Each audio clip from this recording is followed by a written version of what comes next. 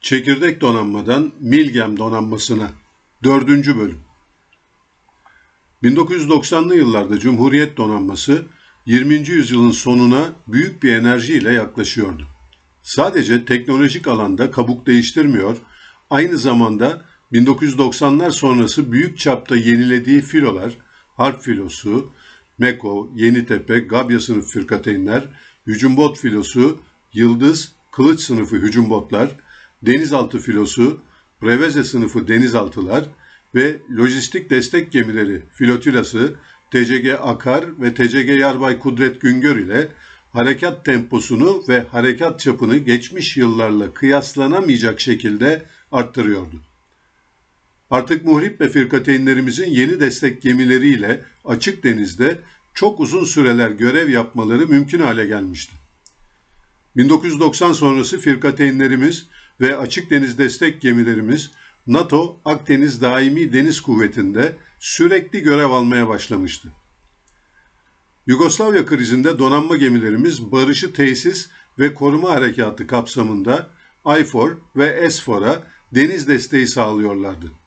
En önemlisi 1996 Kardak ve Avrasya feribotunun kaçırılması krizleriyle 1997'de Arnavutluk'ta yaşanan iç karışıklıkta vatandaşlarımızın tahliye operasyonunda başarılı bir performans sergilenmiş ve bu durum topyekün denizci insan gücümüzde kendine güven ve tecrübe birikimini geliştirmişti. Donanma, Oramiral Güven Arkaya döneminde zirve yapan çok sayıda gerçek krizlerin tümünden başarıyla çıkarak gerekirse bir savaşa da hazır olduğunu ispat etmişti. Milgem projesi devam ediyor. Oramiral Güven Arkaya 1995-1997 arasındaki vardiyası sırasında çok sayıda gerçek krizle uğraştı. Bu koşullar altında Ege'de keşif gözetlemeye destek verecek uzun ufuk projesine odaklandı. Ancak proje İTÜ, SAV ile istediği gibi ilerlemeyince proje 1997'de Yazgem tarafından devralındı. 2002 yılında uzun ufuk kendi mühendislerimizin marifetiyle başarıyla tamamlanacaktı. Milgem için Denizaltı Savunma Harbi Keşif Karakol Gemisi statüsünde Mart 1996'da yani Oramiral Erkaya döneminde harekat ihtiyaç dokümanı hazırlandı. 20 Mayıs 1998 tarihinde yani Oramiral Salim Dervişoğlu döneminde Deniz Kuvvetleri Milgem tedariğinin finans modelini belirledi. Buna göre 8+4 gemilik projenin yurt dışı kaynak ihtiyacı devlet firma kredisiyle, yurt içi kaynak ihtiyacı ise Savunma Sanayi Destekleme Fonu'ndan karşılanacaktı. 1998 Ağustos ayında harekat ihtiyaç dokümanı üzerinden yapılan teknik çalışmalar tamamlanarak teknik tanımlama dokümanı onaylandı. Konsept dizayn çalışmaları için Taşkızak Tersanesi ile İTÜ Savunma Vakfı ile bir proje grubu oluşturuldu. 14 Eylül 1998'de Milgem projesi yurt dışı kaynak ihtiyacı için Hazine Müsteşarlığından ön ithalat izni alındı. Ancak tedarik modeli sürekli değiştiriliyordu. Zira o dönemde Savunma Sanayi Müsteşarlığı proje için ana yüklenici bulmak istiyordu. Milli ana yüklenici bulmak 90'ların sonunda kolay değildi. Müsteşarlık tüm proje sorumluluğunu yerli veya yabancı bir ana yükleyiciye vermek istiyordu. Ancak bu durumun eski hazır alım modellerinden farkı yoktu. Bir diğer hususta Türk sanayisinin kendine güveni yoktu. Milgem'in babası merhum Oramiral Özden Erneğin Milgem'in Öyküsü adlı kitabında yazdığı üzere o dönemde temel sorun henüz kimsenin milli gemi yapacağımıza inanmıyor olmasıydı. Donanma İyon Denizi güneyinde. Milgem için proje modeli aranırken hayat devam ediyordu. İsmi dönemin Deniz Kuvvet Plan Şube Müdürü Deniz Kurmay Yarbay, sonradan Koramiral olan Kadir Sadıç tarafından koyulan açık denizlere doğru doktrininin hayata geçirildiği Oramiral Güven Arkaya döneminin sonunda Türk Deniz Gücü doktrin birliğini sağlamış, malzemeden usullere, kadrodan kuruluşa kadar her alanda standartizasyonda büyük sıçrama kaydetmiş, eksik unsurlarının tamamlanmasıyla çok boyutlu harekat yeteneğine sahip bir açık deniz donanmasına dönüşmüştü. Öyle ki 1997 Haziran ayında icra edilen Deniz Kurdu tatbikatında ağırlık merkezi ilk kez Ege'den Doğu Akdeniz'e taşınmıştı. Oramiral Erkaya dönemi sonrası 1997-1999 döneminde Akdeniz hattında varlık gösterme ile dışa açılma ve donanma diplomasisi uygulamaları da son derece başarılı sonuçlar verdi. Tarihte ilk kez 1998 Deniz Kurdu tatbikatında Girit-Malta arası ve İyon Denizi güneyinde geniş bir bölgede donanma kuvvet çoğunluğu ile tatbikat icra etmiş, havada yakıt ikmali yapan F-16 uçaklarımız Orta Akdeniz'de donanma desteğinde bulunmuştu. Söz konusu tatbikat tarihimizde bir ilk olmuş ve Amerikan Büyükelçisi ertesi sabah Dışişleri Bakanı'ndan randevu isteyerek Türkiye'nin ne yapmaya çalıştığını sorgulamıştı. 1999 depremi donanmanın enerjisini durduramadı. 1997-1999 yılları arasında Deniz Kuvvetleri Kurmay Başkanı'nın Koramiral Özden Örnek olması, onun teşvik ve kolaylaştırıcılığı sayesinde teknolojik ilerlemede kuvvet çarpanı etkisi yaratmıştı. Neticede Gölcük'te Armerkom, Ankara'da APGE Başkanlığı bu dönemde kurulmuş ve denizci mühendislerimiz her geçen gün yüksek bir moral ve motivasyon gücüyle yeniliklere yelken açmıştı. 1998'de Armerkom bünyesinde Yazgeme ilaveten Akustik Araştırma Grup Başkanlığı ve Elektronik Harp Grup Başkanlığı da faaliyete geçmişti. Söz konusu dönemde donanmanın gerek her geçen gün gelişen nitelik ve niceliğinden Gölcük ve Aksaz gibi deniz üslerimizde herkesin özendiği ve örnek aldığı nitelikli ve yaşama enerjisi son derece yüksek hayat standardına kadar Cumhuriyet donanması geleceğe coşkuyla ilerliyordu. Bu gelişme 17 Ağustos 1999 depremiyle gölgelendiyse de depremin etkileri kısa sürede atlatıldı ve ölümsüzlük sırrına çoktan kavuşmuş olan Cumhuriyet donanması "Nerede kalmıştık?" dedi. 1999-2001 arasındaki dönem deprem yaralarının sarılması gayretlerine odaklandı. 2001 yılında tüm yaralar sarılmış, donanmaya MEKO sınıfı TCG Salih Reis ve TCG Kemal Reis firkateynleriyle Gabya sınıfı TCG Gökçeada ve TCG Gediz firkateynleri, Kılıç sınıfı TCG Kalkan ve TCG Mızrak hücum botları katılmış, Gür sınıfı TCG Gür ve TCG Çanakkale denizaltıları kızığa konulmuştu. Karadeniz'de 6 sahildarı bir araya getiren Karadeniz Deniz İşbirliği Görev Grubu Türkiye liderliğinde hayata geçirilmişti. Bu gelişme Amerika Birleşik Devletleri'ni son derece rahatsız etmişti.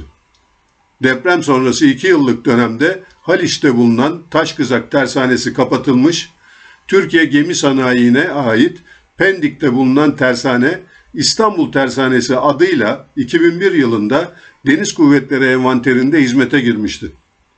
Artık su üstü savaş gemilerinin inşası burada, denizaltıların inşası Gölcük'te devam edecekti.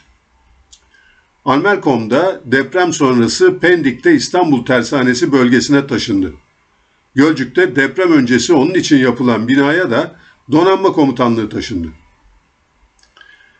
Milgem için ilk Savunma Sanayi İcra Komitesi kararı çıkıyor. Milgem, dizayn ve tedarik modeli için depremden 6 ay sonra 15 Şubat 2000 tarihinde Savunma Sanayi İcra Komitesi'nden ilk kez karar çıkarıldı. Denizaltı Savunma Harbi ve Keşif Karakol Gemisi projesi olarak başlatılan Milgem projesi kapsamında azami yurt içi katkı payı ile toplam 8+4 adede kadar geminin tasarım ve inşası öngörülmüştü. Bu karar paralelinde 18 Mayıs 2000 tarihinde de teklife çağrı dosyası yayınlandı. Bu çağrıya 8 firma cevap verdi. Yarısı Türk firmasıydı. Dosyalardaki eksiklikler ve elemeler sonucu 2 Ocak 2001 tarihinde yenilenen çağrıya Almanya, Türkiye ve İngiltere'den 3 firma cevap verdi. Bu süreçten de istenen sonuç çıkmayınca 16 Haziran 2002'de Milgem ihale süreci iptal edildi. Bu noktaya gelinmesi pek çok açıdan iyi olmuştu. Amiral Özden Örnek, Milgem'in Öyküsü isimli eserinde şunları yazıyor.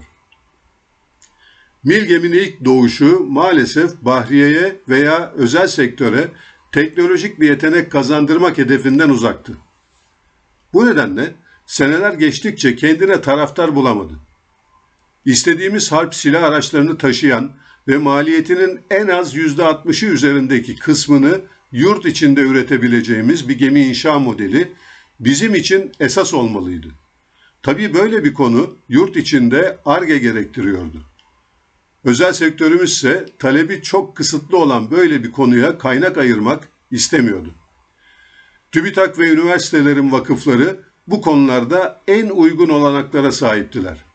Ayrıca kendi Ar-Ge'mizi de geliştirmek zorundaydık. Halbuki 1994 yılında Milgem proje fikri ortaya çıktığında bir saha komutanının komutanlar toplantısı gündem maddesi olarak önerdiği Bahriye'de Ar-Ge faaliyetleri için bir birim kurulması önerisi kabul edilmemişti. Düşünün ki bugün sonar üretebiliyoruz. Ama o günlerde bir sonar ve denizaltı savunma harbi sistemi için şartname yazmasını bile bilmiyorduk. Aynısı gemideki hemen hemen tüm silah, cihaz ve sistemlerin tedariği için de geçerliydi. Maalesef bu konuları da size kimse öğretmiyordu. Kendiniz terleyerek ve maliyetini ödeyerek öğrenmek zorundaydınız. Oramiral Özden Örnek'in akıntının yönünü değiştirmesi. 2001 Ağustos Askeri Şurası'nda Koramiral Özden Örnek Oramiralliğe terfi etti ve donanma komutanı oldu. Deniz Kuvvetleri Komutanı Oramiral Bülent Alpkaya olmuştu. 22 Haziran 2002'de mevcut projenin görev ihtiyaç dokümanı ile teknik tanımlama dokümanı yeniden yazıldı. 16 Mayıs 2003 tarihinde tedarik modeli değiştirilerek ilerlendi. Bu tarihten 2 ay sonra Milgem Teknik Şartnamesi 22 Temmuz 2003'te değiştirildi. Bu modelde yerli katkı payının %50 seviyesine çıkması hedefleniyordu. Bunun için Ar-Ge'ye ihtiyaç vardı. 30 Ağustos 2003 tarihinde Oramiral Özden Örnek Deniz Kuvvetleri Komutanı olarak göreve başladı. Önünde 24 ay vardı. Bu kritik zaman dilimi içinde Milgem mutlaka kızağa konmalıydı. Ama nasıl? Amiral Örnek'in komutanlığının ilk 6 ayında pek bir ilerleme sağlanamadı.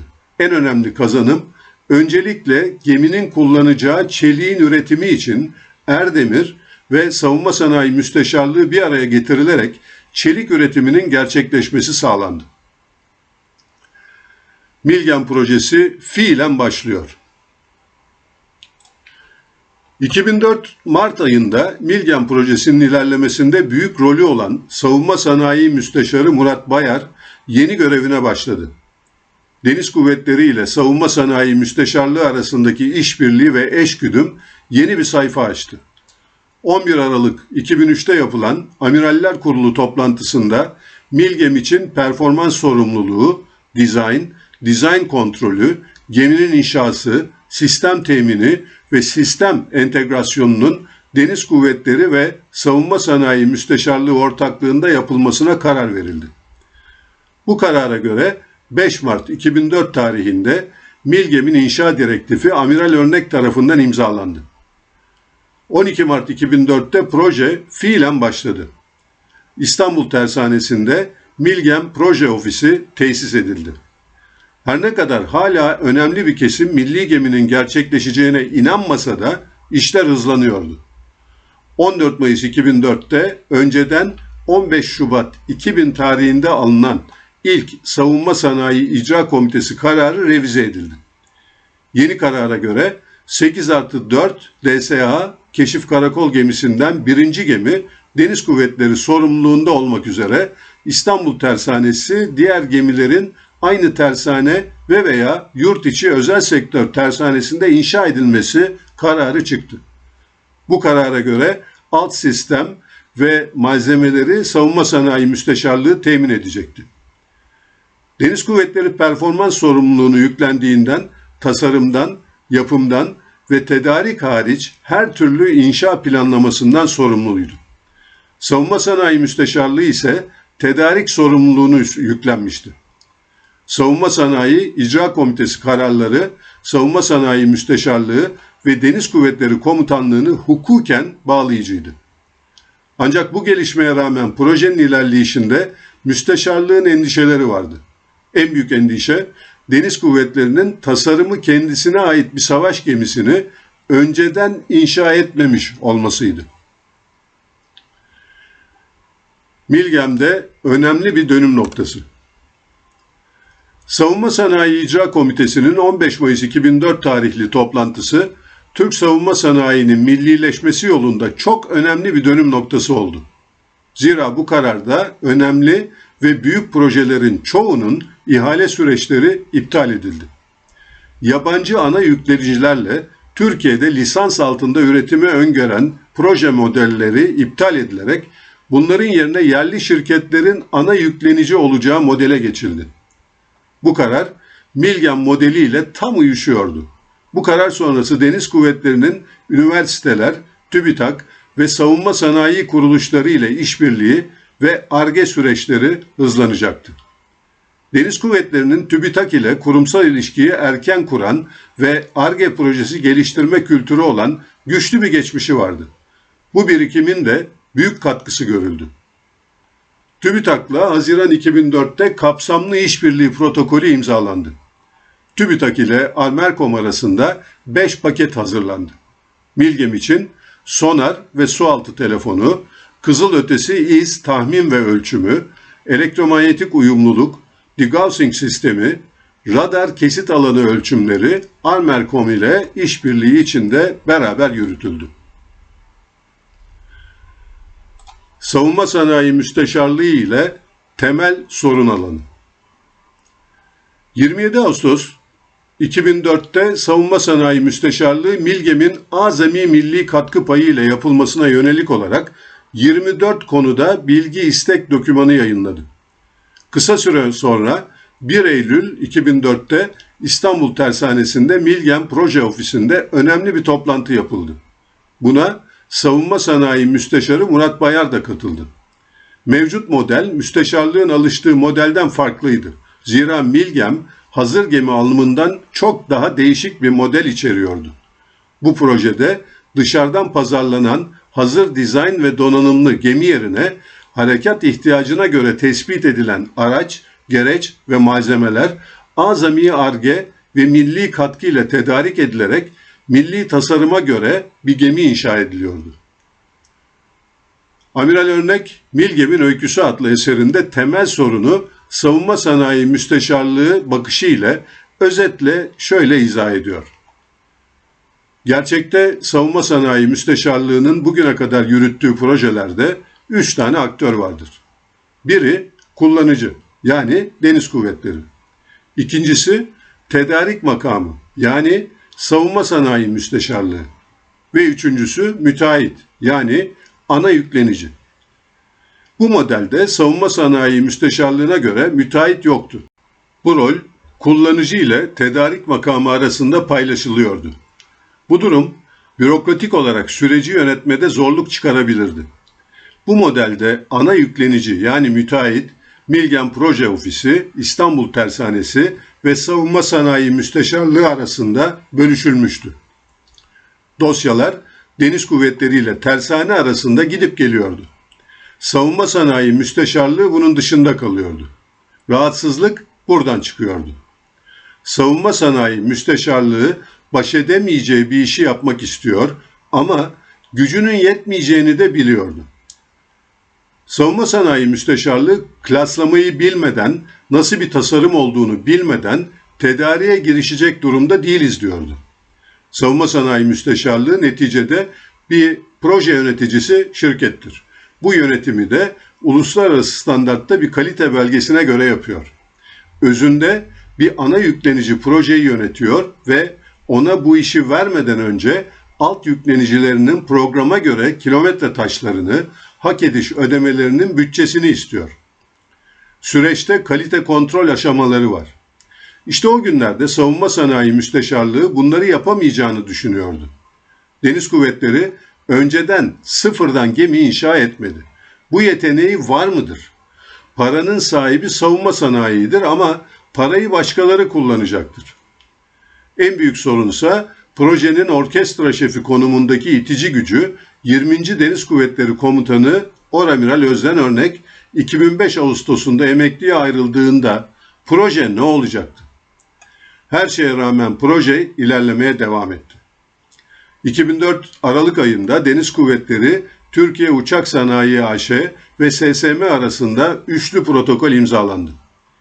Yeni karara göre TUSAŞ tedarik şirketi olacaktı. Böylece Milgem malzemelerinin tedarik süreci başlatıldı. Milgem Proje Ofisi'nin ihtiyaç duyacağı hizmet alımları ile Savunma Sanayi Müsteşarlığı'nın tedarik edeceği ana malzeme alımları dışındaki tüm alımları TUSAŞ yapacaktı. Milgem projesinin ilerlemesinde çok büyük katkısı olan Gölcük Tersanesi eski komutanlarından emekli yüksek mühendis Amiral Savaş Onur, projeye malzeme tedarik edecek olan TUSAŞ'ta göreve başladı. 2020 yılında sonsuzluğa uğurladığımız kıymetli amiralimizin Milgem'in gerçekleşmesine kattığı katma değerler önünde saygıyla eğiliyorum. Maraton sona yaklaşıyor. 2004 biterken İstanbul Tersanesi'nde Milgem Proje Ofisi'nde işler devam ediyordu. Geminin teknik tanımlama dokümanı 2003 yılında yeniden değerlendirilmiş, helikopter hangarı ile ana tahrik sisteminde dizellerin yanına gaz türbünü tasarıma eklenmişti. Gemi 1500 tondan 2200 tona kadar çıkabilecekti. Diğer yandan Milgem gerçek anlamda bir savunma sanayi teşvik programıydı. Milli olarak yapılabilecek unsurlar her gün artıyordu. Milli sanayiden fışkıran cevherler tersane ile temasa geçmede yarışıyordu. Örneğin Aralık 2004 ayında Kayseri'deki bir firma CNC tezgahı onarabileceğini, fiber optik kablo ürettiğini, lazer gyro yapabileceklerini bildirmişti. 28 Aralık 2004 tarihinde Savunma Sanayi Müsteşarlığı ile yeni bir toplantı daha yapıldı. Savunma Sanayi Müsteşarlığı bilinen sorunları dile getiriyordu. Tekrar eden temel sorun ana yüklenici olmamasıydı. Bir yerde Deniz Kuvvetleri hem kullanıcı hem de tersanesi ve Milgem Proje Ofisi nedeniyle yüklenici konumundaydı ve bu duruma Savunma Sanayi Müsteşarlığı alışamamıştı. Gelecekte aksaklıklar yaşanır ve karşılıklı suçlamalar olursa diye endişe duyuluyordu. Neticede her şey konuşuldu ve dönemin müsteşarı Murat Bayar'ın işbirliğine yönelik olarak Amiral Özden Örnek'le yarattığı yapıcı atmosferde 14 Ocak 2005 günü yeni bir protokol yapıldı. Buna göre Savunma Sanayi Müsteşarlığı ağır malzemeleri tedarik edecek, tersane tasarım ve inşaya başlayacak, tedarikleri de TUSAŞ yapacaktı. Geminin dizayn ve inşaat sorumluluğunu Deniz Kuvvetleri'nde olacak ve Savunma Sanayi Müsteşarlığı protokol programına göre malzemeleri tersanede bulunduracaktı. Bu kapsamda 16 Mayıs 2005'te geminin klaslama hizmetlerini Türk Lloyd'u aldı. 22 Haziran 2005 tarihinde toplanan Savunma Sanayi İcra Komitesi çok önemli bir kararla TUSAŞ'ın görevini Savunma Teknolojileri Mühendislik ve Ticaret AŞ'ye verdi. Böylece yardımcı makinelerle diğer malzeme ve hizmetlerin tedarik sorumluluğunu STM üstlendi. Bu kararla birlikte Amiral Savaş Onur, TUSAŞ'tan STM'ye geçerek görevine başladı. STM, Amiral Savaş Onur liderliğinde o derece başarılı oldu ki 2006'da tedarik yanında dizayn sorumluluğu da STM'ye verildi. Bugün savaş gemisi dizayn ve inşa alanında dünya markasına dönüşen STM'nin tarihindeki en önemli başlangıçlardan birisi Milgem projesi olmuştur. Savaş sistemleri ve silahlar. 2005 yılı yazına doğru girerken Milgem'in savaş sistemlerinin geliştirilme ve montaj sorumluluğunu alacak Havelsan ve Aselsan'ın hala anlaşamadığı ortaya çıkıyordu. Her iki firmada Amiral Özden Örnek sonrası dönemde projenin devam edeceğinden emin olmak için acele etmiyordu. Aselsan, iki firmadan birinin ana yüklenici, diğerinin alt yüklenici olmasını istiyordu. Havelsan ise hem konsorsiyum hem ana yüklenici modellerini uygun görüyordu. Sonunda iki firma iş ortaklığı modeliyle ilerlemeye karar verdiler. Temmuz 2005'te süreç başladı. Bu arada Aselsan'a o dönemde deniz sistemlerinde kuantum sıçraması yaptıran projenin Milgem olduğunu belirtelim. Amiral Özden Örnek, Milgem'in Öyküsü isimli kitabında dönemin genel müdürünün kendisine daha sonra "Sayenizde vizyonumuz değişti, sizlere teşekkür ederiz, bizi yapmakta olduğumuz hatadan geri çevirdiniz" dediğini yazıyor. Zaman içinde Almercom'un geliştirdiği yazılım ve donanım prototipleri Havelsan, Aselsan, Roketsan ve diğer savunma sanayi özel şirketleri üzerinden tüm saha performans testleri yapılmış şekilde kabul edildi ve seri üretim süreci başladı. Milgem sayesinde diğer bir Türk Silahlı Kuvvetleri'ni Güçlendirme Vakfı şirketi olan Roketsan ile de ilişkiler geliştirilmişti. Bugün milletimizin gurur duyduğu isimleri Amiral Örnek tarafından verilen atmaca ve gezgin füzeleriyle Akya denizaltı torpidosunun tohumları o zaman atıldı. TCG Heybeliada'nın omurgası kızağa konuyor. 26 Temmuz 2005 günü Milgem korvetlerinin ilki olan TCG Heybeliada'nın ilk kaynağı İstanbul Tersanesi'nde yapılan törende Cumhurbaşkanı Ahmet Necdet Sezer tarafından yapıldı. Amiral Özden Örnek hayatındaki en güzel anısı olan bu tarihi olaydan bir ay sonra emekli oldu.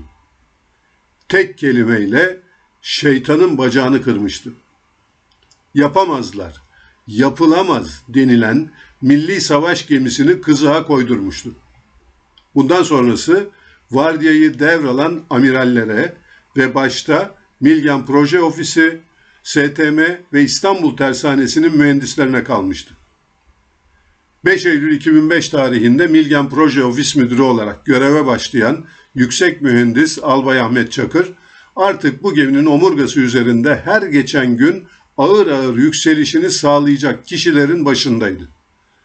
2005-2007 arasında görev yapan Deniz Kuvvetleri Komutanı Amiral Yener Karahanoğlu da Amiral Özden Örnek'in öz evladı gibi bağlandığı Milgem projesine aynı irade ve istençle devam etti.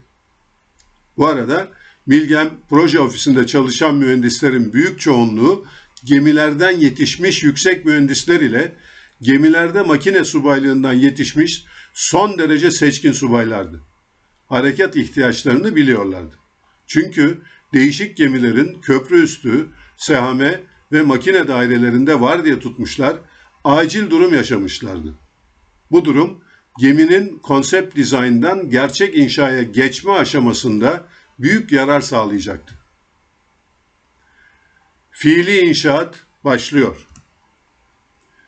Detay dizaynın %80 seviyesinde tamamlanmasından sonra fiili inşaat 7 Ocak 2007'de başladı. Denize iniş zamanı olarak da 27 Eylül 2008 belirlenmişti. İşleri o kadar zordu ki, milli olarak tasarlanan malzemelerle geliştirilen veya hazır alınan değişik silah, sensör, savaş yönetim sistemleri, ana makine ve yardımcı sistemler detay dizayn parametreleri içinde Lego yapar gibi gemiye monte ediliyordu. Yapılan her hata programı günlerce ya da haftalarca geriye atabiliyordu. Zorlu ve çok yoğun bir süreç sonunda Preveze Deniz Zaferi ve Deniz Kuvvetleri Günü'nde 27 Eylül 2008'de gemi Pendik'te denize indi. Törende tüm amiral olarak ben de vardım. Tekne suyla buluşurken hüngür hüngür ağladığımı hatırlıyorum.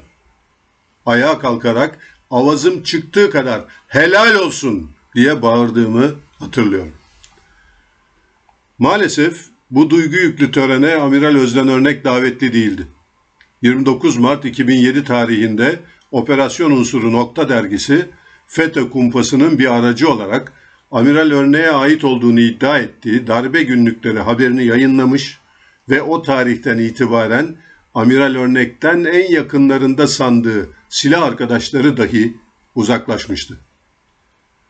Amerika Birleşik Devletleri, İngiltere, İsrail ve Alman gizli servislerinin emrindeki FETÖ, 2007'den itibaren deniz kuvvetleri başta olmak üzere silahlı kuvvetlerin Atatürkçü milli damarını yok etmek için düğmeye basmıştı. Özden Örnek'in baş hedef olarak seçilmesinin temel nedeni milli gemiyi yapmasıydı. TCG Heybeliada'nın ilk seyri ve donanmaya teslimi. 2 Kasım 2010'da da gemi ilk seyrine çıktı. 2300 tonluk gemi 30 mil süratin üzerine çıkmıştı. Gemide titreşim yoktu. Seyir ve savaş sistem tecrübelerinde kısa sürede giderilen küçük aksaklıklar dışında hiçbir sorun yaşanmadı. 27 Eylül 2011 tarihinde TCG Heybeliada donanmaya teslim edildi. 27 Eylül 2011 günü başta Amiral Özden Örnek olmak üzere Milgem sürecinde görev alan 33 amiral, 134 denizci, balyoz, kafes, amirallere suikast, askeri casusluk isimli FETÖ kurgulu, hükümet onaylı ve muhalefetin suskunluğunda gelişen kumpas davalar nedeniyle 11 Şubat 2011'den itibaren Silivri, Hastal, Maltepe ve Sincan cezaevinde 3,5 yıl sürecek esaret dönemindeydiler. Sadece Cumhuriyet tarihimiz değil, Türklerin binlerce yıllık tarihinde böyle bir ihanet ve kepazelik yaşanmadı. Kendimi ve diğer arkadaşlarımı ve büyüklerimi geçiyorum. Hala düşündükçe yüreğim yanar. Merhum Amiral Özden Örnek o akşam haberlerde Silivri'deki koğuşunda donanmaya teslim edilen, adını bile kendisinin verdiği TCG Heybeliada'nın törenini izlerken ne hissetmiştir diye. Milgem ne kazandırdı? Milgem bize kendimize olan güveni kazandırdı. İçimizdeki gemi yapamayız, yapsak bile donatamayız korosunun sesini sonsuza kadar kestirdi. Milli sanayi ve sivil tersanelerimiz bu başarıdan sonra büyük bir uyanış ve farkındalık içine girdi.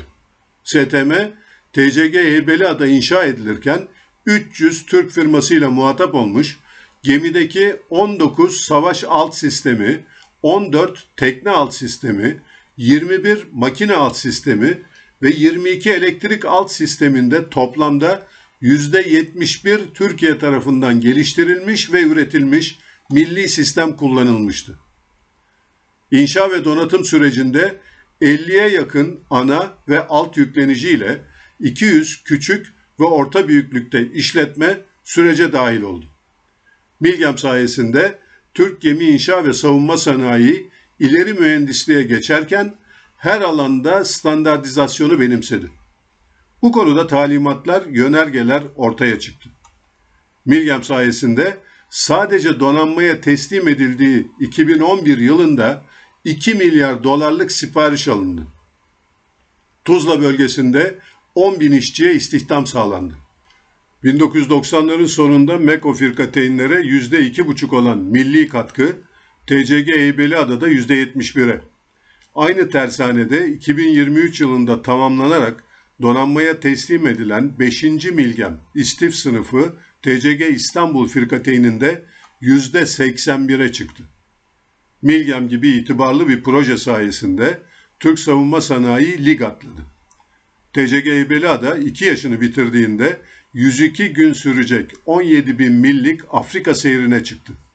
Gemi sistemlerinin tümünün son derece yüksek performans sergilediği ve onlarca liman ziyaretinin yapıldığı bu seyirle Türkiye, Milgem'i dünyaya da tanıtmış oldu. Milgem teriminin 1994 yılındaki isim babası ve projenin ilk tohumlarının atılmasında Plan Prensipler Başkanı olarak görev yapan Amiral Mustafa Özbey şöyle diyor. Milgem projesinin prototip gemilerinin TCG Heybeliada ve TCG İstanbul'un Deniz Kuvvetleri sorumluluğunda tamamlanıp istenen performansa ulaşmasından sonra sivil tersanelerimizin askeri gemi üretme ve dış satış yetkinliğine ulaşması sağlanmıştır. Bu durum gerçekte ideal bir durumdur. Sivil tersanelerimizin dünya kriterlerine uygun savaş gemisi yapım yetkinlik düzeyine ulaşması için bünyelerinde nasıl iyileştirme yapmaları gerektiği Deniz Kuvvetleri tersanelerimizin rehberliğinde belirlenmiş ve yapılmıştır. Tersanelerimiz dış satış projelerini yönetirken Deniz Kuvvetlerimizin geçmişte kendi yaptığı dış alım deneyimlerinden de büyük ölçüde yararlanmışlardır. Emekli olan, bu konularda Deniz Kuvvetleri tersanelerinde büyük birikim kazanan mühendislerimiz, özel tersanelerin kurucu teknik çekirdek kadrolarını oluşturmuştur. Çok rekabetçi ihracat ortamında tersanelerimizin bugün ulaştığı başarı düzeyinde Milgem'in bütünleşik kurucu stratejisi en başat katma değeri yaratan unsur olmuştur. Bu yüksek moralle havacılık ve kara kuvvetlerine yönelik harp silah sensör ve araçlarının geliştirilmesi ve dış piyasalara açılmasında oyun değiştirici etki yarattı. Bahriye böylece Osmanlı döneminden itibaren Anadolu'ya teknoloji ve moderniteyi getiren öncü kurum olma özelliğini 21. yüzyılda da devam ettirdi. Amiral Özden Örneğe sonsuz şükranlarımızla. 2002 yılında tamamen durma aşamasına gelen Milgem'i gerçekleştirmeyi ve Deniz Kuvvetleri'nde Ar-Ge ile gemi inşa, donatma yeteneklerini buluşturmayı kendisine hayat gayesi yapan 2019 yılında sonsuzluğa uğurladığımız Amiral Özden Örnek, kendisine yapılan haksızlıklara, uğradığı iftiralara, ailesine çektirilen acılara inat, eminim ki bugün sonsuzluk okyanusunda doğumuna ve mavi vatanla buluşmasına sebep olduğu Milgem gemileri, Atmaca, Gezgin ve Akya silah sistemleri, Genesis, Advent yazılımları ve daha nice gemi ve sistemlerin varlığıyla huzur buluyordur. İnsanlar ne olduğuyla hatırlanmazlar, ne yaptıklarıyla hatırlanırlar. Amiral Özden Örnek, Türk vatanı ve ayrılmaz parçası Türk milleti var olduğu sürece denizdeki teknolojik sıçramayı başaran büyük Türk amirali olarak sonsuza dek hatırlanacaktır. Aziz hatırası önünde saygıyla eğiliyorum. O denizdeki büyük bir savaştan çok ama çok daha büyük bir savaşı kazandı. Türk gemi inşa ve deniz savunma sanayinin kapılarındaki paslı zinciri kırdı. Bugünün nesilleri Amiral Örneği örnek alarak yeni zaferler kazanmalı ve tarihteki onurlu yerlerini hak etmelidir. Böylece Türk milleti Büyük Atatürk'ün ülküsüne sadık kalarak denizcileşme sürecini tamamlayacak ve mavi vatanına sahip çıkacaktır. Bu makale dizisini onun vasiyetiyle bitirelim. En sonunda sürem doldu ve emekli oldum. Emekli olurken arkadaşlarıma bir vasiyet gibi şunları söyledim. Bir su üstü gemisi yapabileceğimizi hepimiz gördük ve proje gerçekleşiyor. Bundan sonrası için bizim esas silahımız olan denizaltı yapımına yönelmemiz ve denizaltılarımızı yerli olarak yapmamız gerekir. Bir denizaltıyı donatacak bütün cihazlar bir şekilde prototip veya seri üretim olarak üretilmiş durumda. Su üstü projesinden farklı olarak denizaltının esas silahı olan torpido üzerinde de çalışıyoruz. Hatta buna 2015 yılından sonra denizaltıdan atılabilecek güdümlü mermiyi de ekleyebilirsiniz. Dolayısıyla denizaltı projesi belki de tahrik sistemi hariç hazır gibi. İş helva yapmaya kalmış durumda. Tabii ki iş söylendiği kadar basit değil ama her şeyden önce istemek lazım. İsterseniz başaracağınızdan eminim. Cem Gürdeniz. Rehberimiz ufuklara Mahir'a kaçtı, yar